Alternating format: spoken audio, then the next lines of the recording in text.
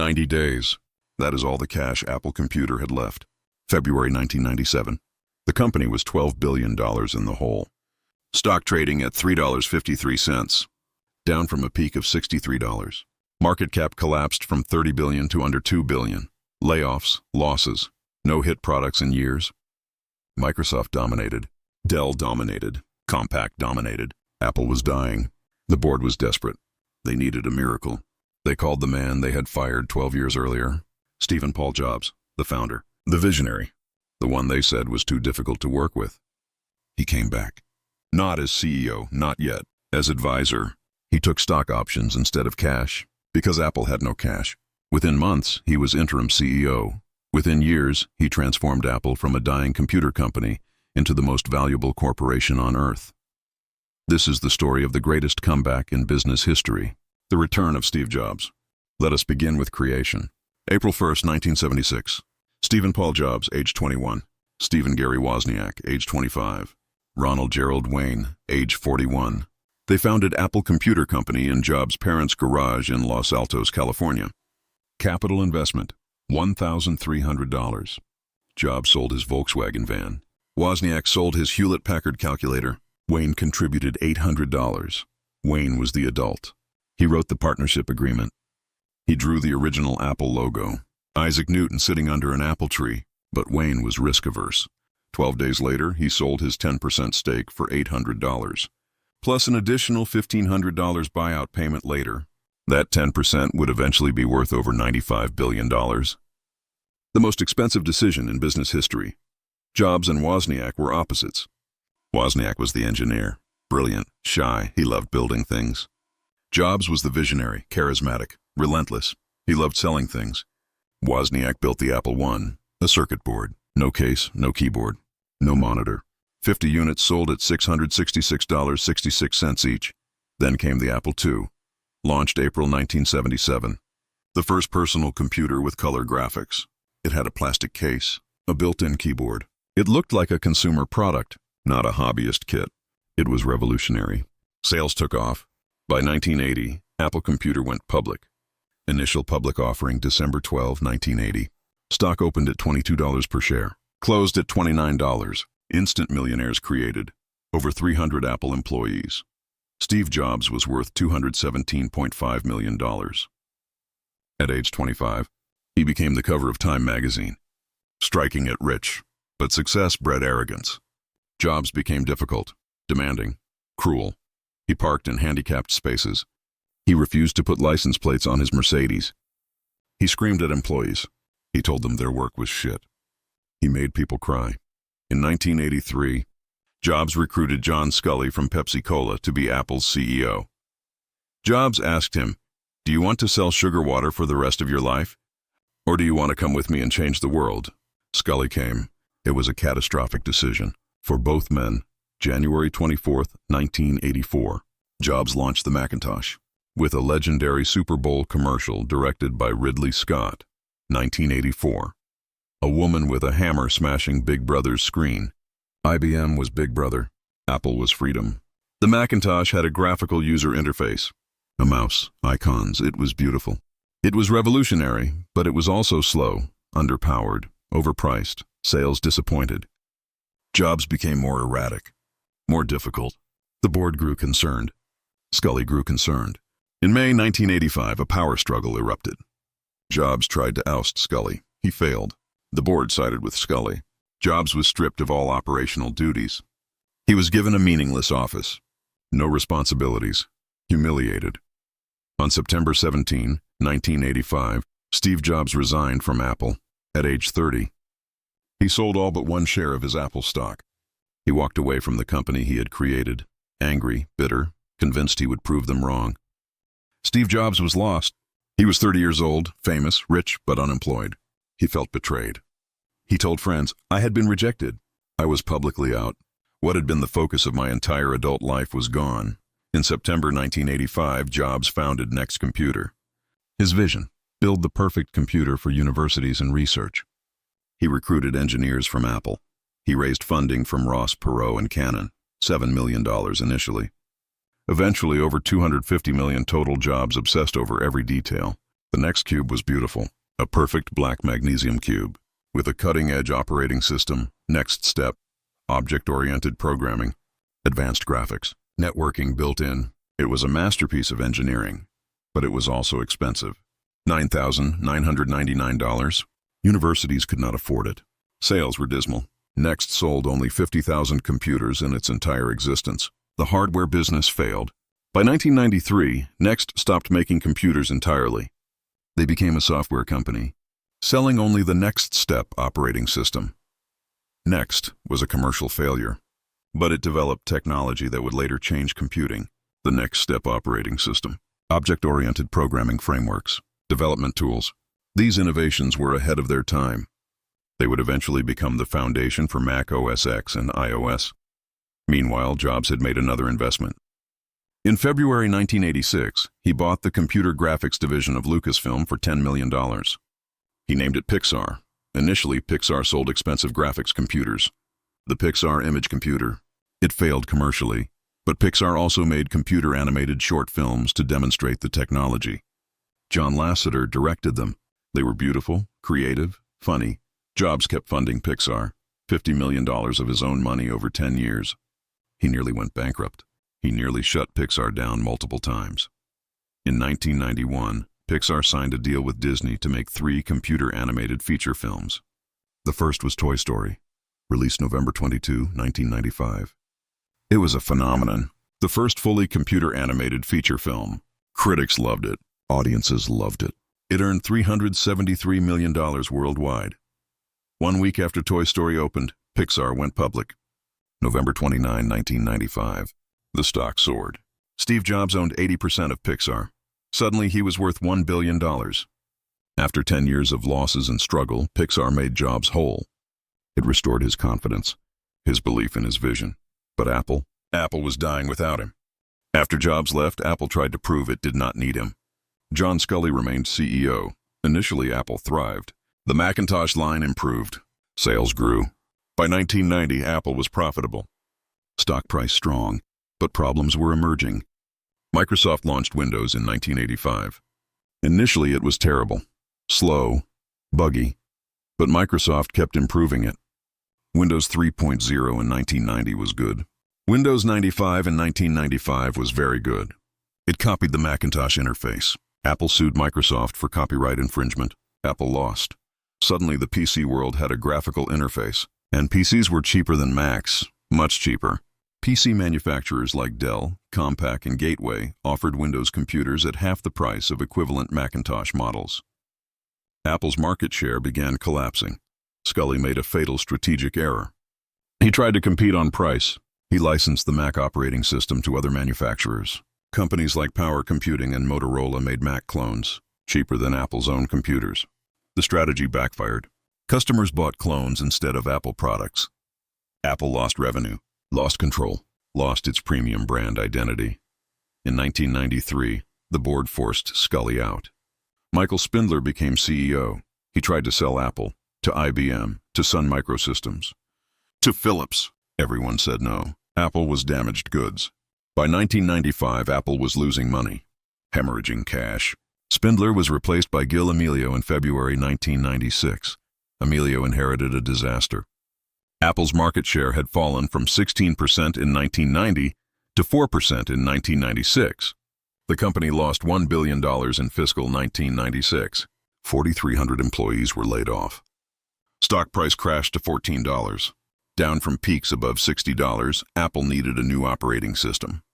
The existing Mac OS was ancient, based on 1980s technology. No memory protection, no preemptive multitasking. It crashed constantly. Apple had spent over $500 million trying to develop a new OS internally, codenamed Copland. It failed completely. The project was abandoned. Amelio looked outside. He considered licensing Windows NT from Microsoft. Bill Gates offered, but it would mean abandoning the Mac, becoming a PC company running Microsoft's OS. Unthinkable. Then someone suggested Next, Steve Jobs' company. Next Step was advanced, object-oriented, stable, modern. It was exactly what Apple needed. December 20, 1996.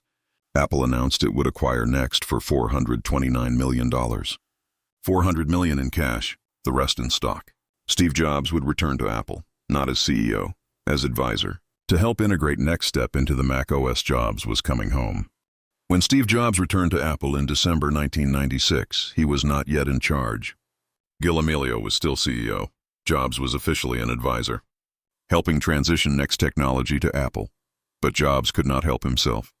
He started attending product meetings, strategy sessions, offering opinions, making suggestions, criticizing everything. Amelio tolerated it. He needed Jobs. Next engineers were critical to saving the Mac OS. But Jobs was undermining him, constantly. At Macworld Expo, January 7, 1997, Amelio gave a meandering 2-hour keynote. Confusing, boring. When Jobs briefly appeared on stage, the audience erupted. Standing ovation. For the advisor, not the CEO, Apple's board noticed.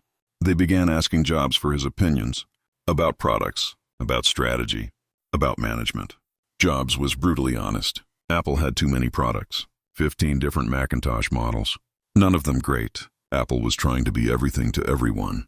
It was failing at everything. The board also noticed Apple's finances were catastrophic. First quarter, 1997, $120 million loss.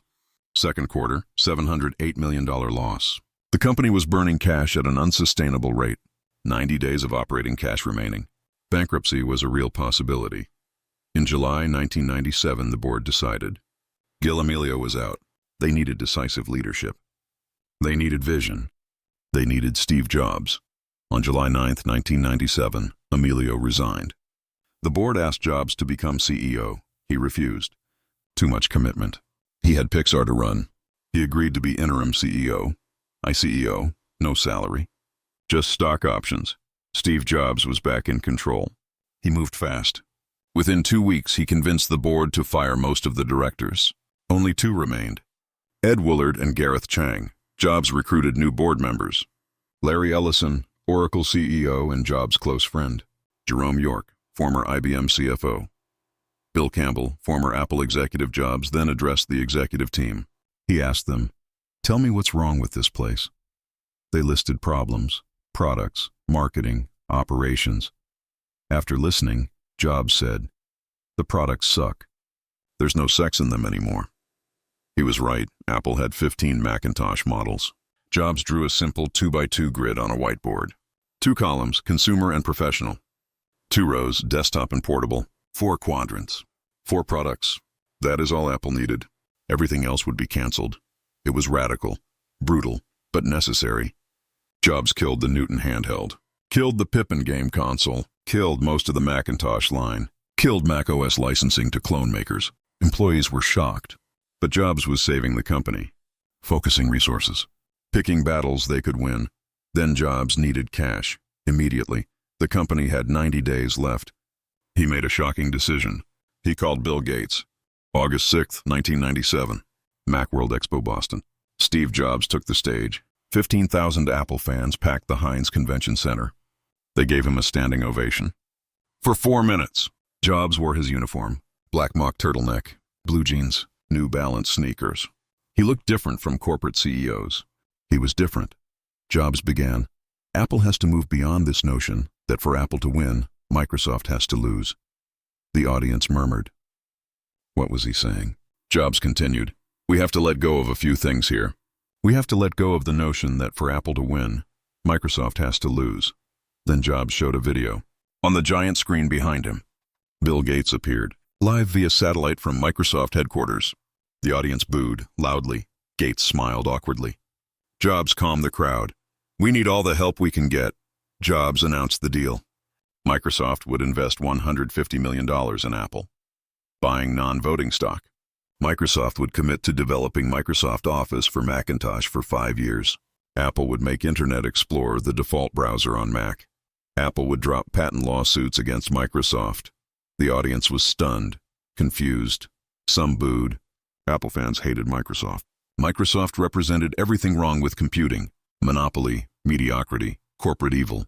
Now Apple was partnering with them, taking their money. But Jobs understood what the audience did not. Apple needed cash, immediately. $150 million bought time. More importantly, Microsoft Office on Mac was critical. If Microsoft stopped developing Office for Mac, businesses would abandon Apple completely. The 5-year commitment gave Apple breathing room. After the keynote, critics attacked Jobs, selling out to Microsoft, betraying Apple's values. The San Jose Mercury News headline, "Apple rescued by former rival Microsoft."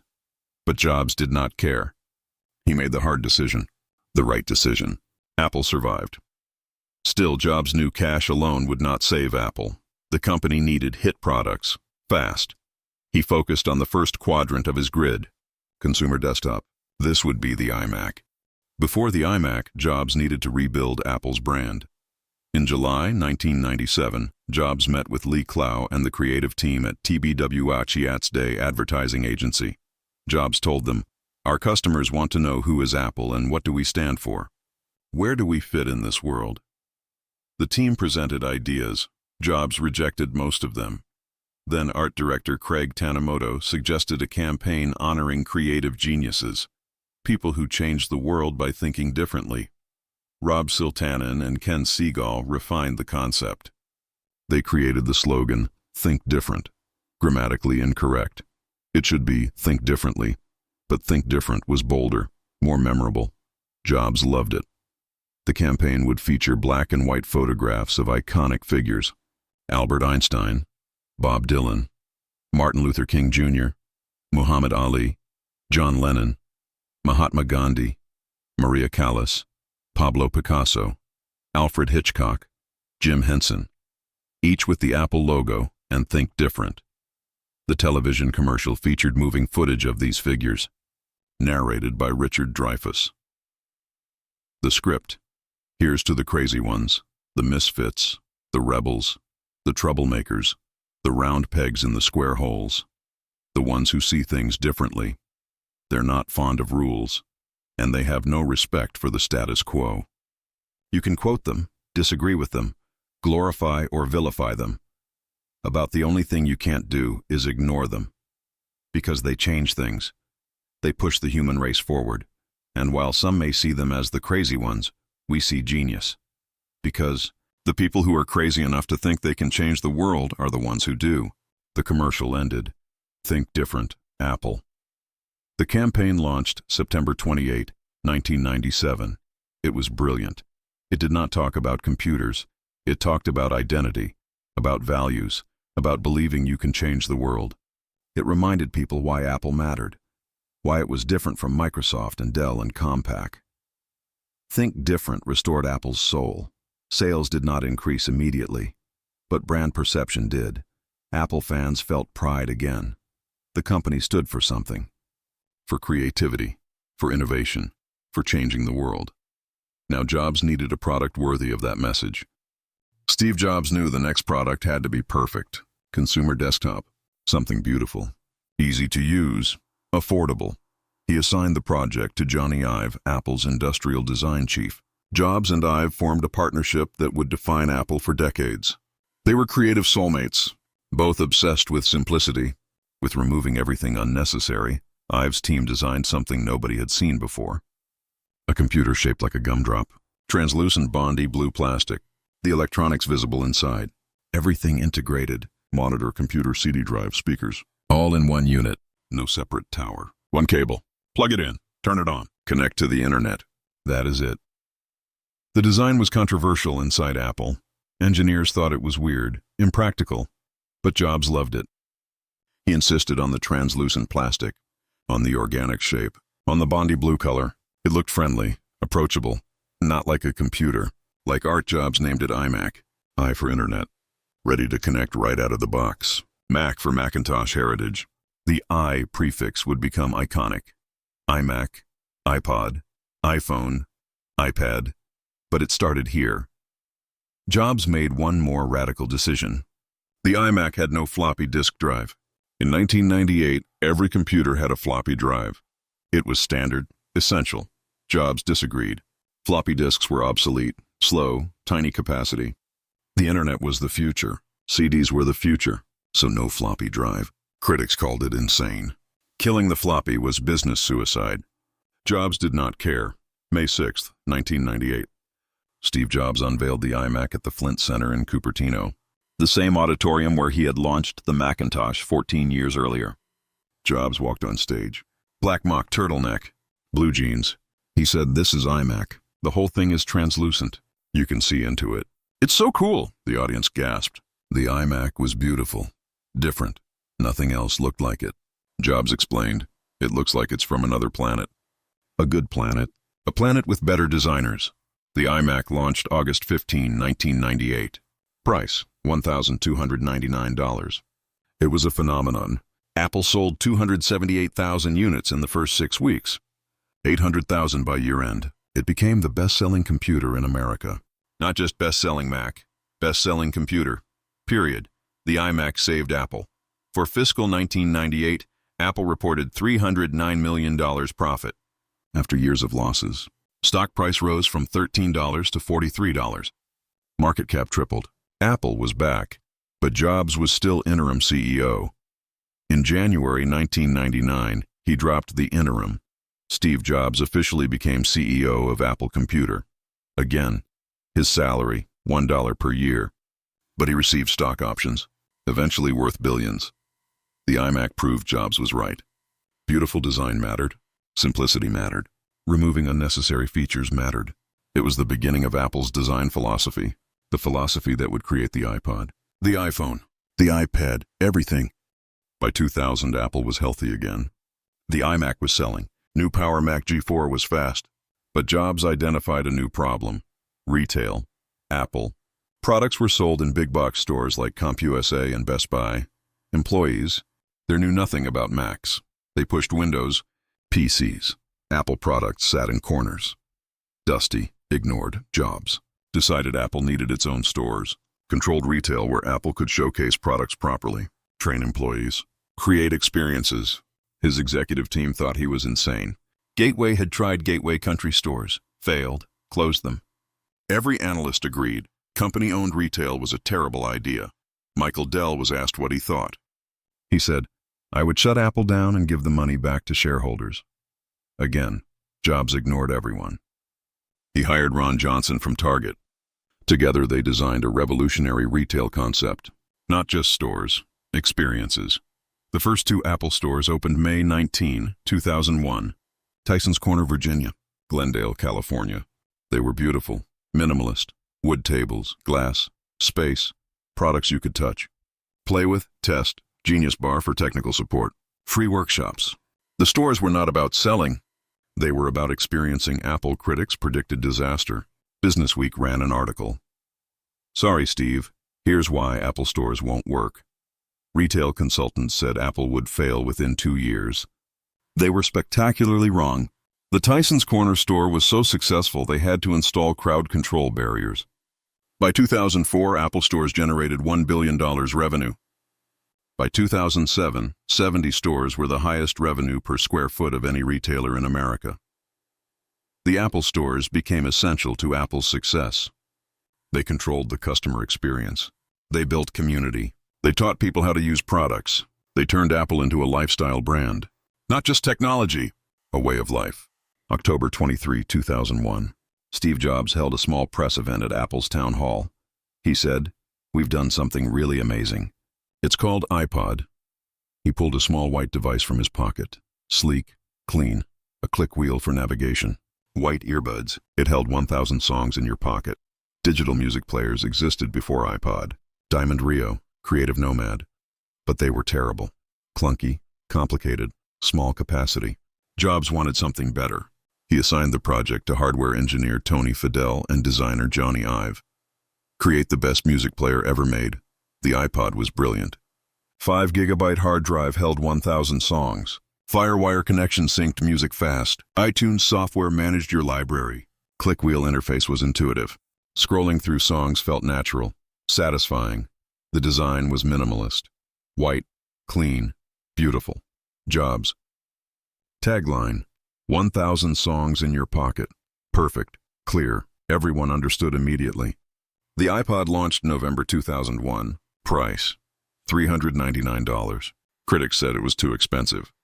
It would fail. They were wrong. By 2003, Apple launched the iTunes Store. Buy songs legally for 99 cents each. Download instantly. Sync to iPod. The music industry had been crippled by Napster and illegal downloading. Jobs offered a legal alternative. Simple. Fair-priced. The iTunes Store sold 1 million songs in the first week, 100 million in the first year. The iPod transformed Apple from a computer company to a consumer electronics company. By 2006, iPod generated nearly 40% of Apple's revenue. It became a cultural phenomenon. White earbuds everywhere, on subways, at gyms, in offices. They were a status symbol. You owned an iPod. You were cool. More importantly, the iPod brought new customers to Apple. People who never considered buying a Mac. They bought an iPod, loved it, then bought a Mac. The halo effect. iPod opened the door to Apple's ecosystem. Once you entered, you stayed. January 9, 2007, Macworld Conference, San Francisco. Steve Jobs took the stage. He said, "This is a day I've been looking forward to for 2.5 years. Every once in a while, a revolutionary product comes along that changes everything." Jobs began, "Well, today we're introducing 3 revolutionary products. The first one is a widescreen iPod with touch controls. The second is a revolutionary mobile phone. And the third is a breakthrough internet communications device." He repeated it. An iPod, a phone, an internet communicator, an iPod, a phone. Are you getting it? Then Jobs revealed, these are not 3 separate devices. This is one device, and we are calling it iPhone. Today, Apple is going to reinvent the phone. The iPhone was revolutionary. No physical keyboard, all touchscreen, multi-touch gestures, pinch to zoom, swipe to scroll, a mobile Safari browser, visual voicemail, YouTube, Google Maps. It was not a phone. It was a computer in your pocket. Jobs demonstrated it masterfully. Making a call, sending a text, browsing the web, playing music, watching video. The audience gasped, applauded, laughed. It was magic. When Jobs finished, he received a standing ovation. For 5 minutes, the iPhone launched June 29, 2007. Price, $499 for 4 gigabytes. $599 for 8 gigabytes. Lines formed outside Apple stores. Customers camped overnight. First weekend, 700,000 iPhones sold. Critics dismissed it. Steve Ballmer, Microsoft CEO, laughed. $500? Fully subsidized?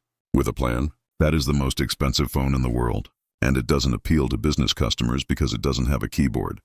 Ballmer was catastrophically wrong. The iPhone destroyed the competition. Nokia, BlackBerry, Motorola, Palm, all gone. Within 5 years, iPhone became Apple's largest revenue source. Bigger than Macs, bigger than iPods, bigger than everything. The iPhone changed the world. It created the smartphone era, the app economy, mobile internet, social media on phones, photography, navigation, everything. Today, billions of people carry smartphones because of iPhone. January 27, 2010, Yerba Buena Center, San Francisco. Steve Jobs sat in a chair on stage. He held a new device, larger than an iPhone, smaller than a laptop. He called it iPad. Jobs said, "To create a new category of device, those devices are going to have to be far better at doing some key tasks. Better than the laptop, better than the smartphone. What kind of tasks? Browsing the web, doing email, enjoying and sharing photographs, watching videos, enjoying your music collection, playing games, reading ebooks. If there's going to be a third category, it has to be better at these kinds of tasks than a laptop or a smartphone. Otherwise, it has no reason for being." The iPad was exactly that. 9.7-inch touchscreen, multi-touch, same iOS as iPhone. Apps from the App Store, 10-hour battery life. Thin, light, beautiful. Price, $499. Skeptics called it a big iPhone. Unnecessary. Who needed a device between phone and laptop? Steve Ballmer again. "It's a nice reader, but there's nothing there that you'd want to go to work with." Wrong again. The iPad launched April 3, 2010. Apple sold 300,000 units first day, 1 million in 28 days, 15 million in first year. It was the fastest-selling consumer electronics device in history. The iPad created a new category, tablets. It revolutionized media consumption. Reading news, watching video, playing games. It transformed education. Hospitals, businesses, artists used iPad Pro with Apple Pencil to create art. Musicians composed music. Designers designed products. But Steve Jobs was sick. In 2003, he was diagnosed with pancreatic cancer, a rare form, potentially treatable. Jobs initially refused conventional treatment. He tried alternative medicine, special diets, acupuncture. 9 months later, the tumor had grown. He finally had surgery in July 2004. The surgery was successful. Jobs returned to work. But in 2009, he took a medical leave. He received a liver transplant. He returned again, but he was visibly thinner, weaker. In January 2011, he took another medical leave. He appeared at the iPad 2 launch, March 2, 2011. Gaunt, frail, but still commanding the stage. August 24, 2011. Steve Jobs resigned as CEO. He became chairman. Tim Cook, chief operating officer for 13 years, became CEO. Jobs sent a letter to the board. I have always said if there ever came a day when I could no longer meet my duties and expectations as Apple's CEO, I would be the first to let you know. Unfortunately, that day has come. 6 weeks later, October 5, 2011, Steve Jobs died at his home in Palo Alto, surrounded by family. He was 56 years old. The world mourned. Tributes poured in. Apple fans left flowers and candles at Apple stores worldwide. President Obama said, "Steve was among the greatest of American innovators. Brave enough to think differently, bold enough to believe he could change the world, and talented enough to do it." Steve Jobs transformed Apple from a dying computer company to the most valuable corporation on earth. He created the iMac, the iPod, the iPhone, the iPad. He changed computing, music, phones, tablets, publishing, photography, everything. The man they fired in 1985 saved the company in 1997. He proved the doubters wrong. He proved you could think differently and change the world. After Jobs died, critics predicted Apple would fail. Without Jobs, Apple is nothing. They were wrong. Again. Tim Cook proved to be an exceptional CEO, not a visionary like Jobs, but an operational genius, a leader who grew Apple beyond anyone's imagination. Under Cook, Apple became the first company to reach $1 trillion market capitalization. August 2, 2018, then $2 trillion. August 19, 2020, then $3 trillion. January 3, 2022. No other company in history has achieved this. Apple Watch launched April 24, 2015. Skeptics dismissed it. Nobody needs a smartwatch. Wrong. Apple Watch became the best-selling watch in the world. It dominates the smartwatch market. It tracks health, fitness, heart rate, blood oxygen, ECG, fall detection. It has saved lives, detecting atrial fibrillation, calling emergency services after falls. AirPods launched December 13, 2016. Wireless earbuds. Critics mocked them. They look ridiculous. They'll fall out. People will lose them. Wrong again. AirPods became a phenomenon. By 2021, Apple sold over 150 million pairs annually. They are everywhere, a status symbol like white iPod earbuds once were. Apple Silicon launched November 10, 2020. Apple designed its own chips for Mac, M1, M2, M3, replacing Intel processors. The performance gains were staggering. Faster than Intel, better battery life, cooler, quieter. It proved Apple could master hardware and software integration at every level. Apple services grew exponentially. App Store, Apple Music, Apple TV+, iCloud, Apple Pay, Apple Card, Apple Fitness+. By 2023, services generated $85 billion annually. Higher margin than hardware, recurring revenue. It transformed Apple's business model. Today, Apple has 2 billion active devices worldwide. iPhones in 2 billion pockets, iPads in homes, Macs at work, Apple Watches on wrists, AirPods in ears. The ecosystem Jobs envisioned. Once you enter, you stay. Everything works together seamlessly. Apple's market cap in October 2024, $3.4 trillion. Revenue, $385 billion annually. Net income, $97 billion. The most profitable company in the world. From 90 days of cash in 1997 to $3.4 trillion in 24 years. From near bankruptcy to the most valuable company ever created. From $12 billion in debt to the largest cash reserves in corporate history, Steve Jobs saved Apple. Then he transformed it. Then he changed the world. Today, Apple is everywhere. In your pocket, on your desk, on your wrist, in your ears. 2 billion devices, one ecosystem. The vision Steve Jobs articulated in 1997 has been realized beyond imagination. The man who was fired in 1985 at age 30 returned in 1997 at age 42. He had 12 years of failure behind him. Next commercially failed. Pixar nearly bankrupted him. He was humbled, wiser, more patient, more focused. Jobs once said, "Getting fired from Apple was the best thing that could have ever happened to me." The heaviness of being successful was replaced by the lightness of being a beginner again. It freed me to enter one of the most creative periods of my life. At Next, Jobs learned to build operating systems. That became Mac OS X. At Pixar, Jobs learned storytelling and design. That influenced every Apple product. The wilderness years were not wasted. They prepared him for greatness. When Jobs returned to Apple, he made brutal decisions. Killed most products. Partnered with Microsoft. Focused the company. 4 products, consumer and professional, desktop and portable. Everything else eliminated. It saved Apple. Then came the products. iMac, beautiful, simple, different. It made computers approachable, friendly, art, not intimidating beige boxes. iPod, 1,000 songs in your pocket. It transformed music, made Apple a consumer electronics company, built the ecosystem. iPhone, reinvented the phone, created the smartphone era, destroyed Nokia, BlackBerry, Motorola, Palm, became Apple's largest business, changed the world. iPad, created tablets, transformed media, education, healthcare, art, Apple Watch, redefined watches, health monitoring, life-saving technology, Apple stores, controlled retail, highest revenue per square foot, community spaces, experience centers, iTunes, legal music downloads, saved the music industry, App Store, created the app economy, millions of developers, billions of downloads. Jobs' design philosophy became legendary. Simplicity, remove everything unnecessary, make it intuitive, beautiful, products people love, not just use, love, products that change behavior, change industries, change the world. Think different was not just advertising.